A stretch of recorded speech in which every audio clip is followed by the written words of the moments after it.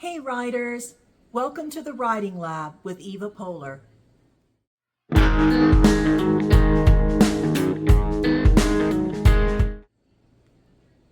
Hi, I'm Eva Pohler, a USA Today best-selling author of over 45 novels, a professor of writing for over 3 decades, and an editor. And today I'm here to talk to you about setting. It's a very important part of the book. It is often overlooked by rookie writers, and so today I want to tell you just how important setting can be to your story.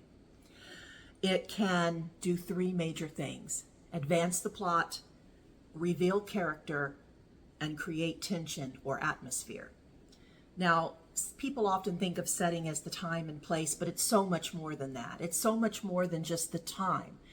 It's not just the year, but it's also the season, the time of day, whether it's at midnight or in the early morning. All of those things matter to the story.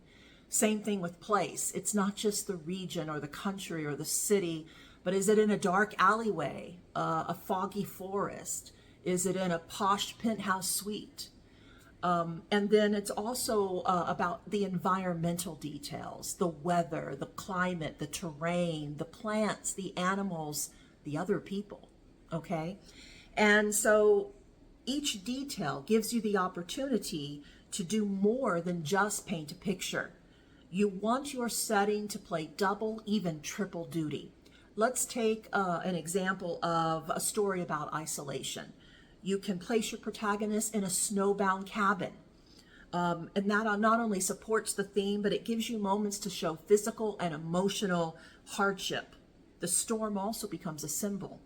Or if you want to reveal class tension, you could set the novel in a country club, or you could set it in a greasy diner, right? So here's a tip: use setting to mirror or contrast what's happening with your characters.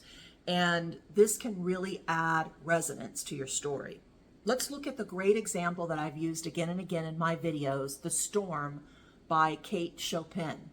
In this story, the storm, the rain, the thunder, as it becomes louder and more violent, the passion between the 2 main characters also becomes more passionate and more riveting. The storm is creating atmosphere, it's driving the story forward, and it's deepening the emotional resonance. So when you're writing, ask yourself a few questions. How does this setting reflect my character's emotional state?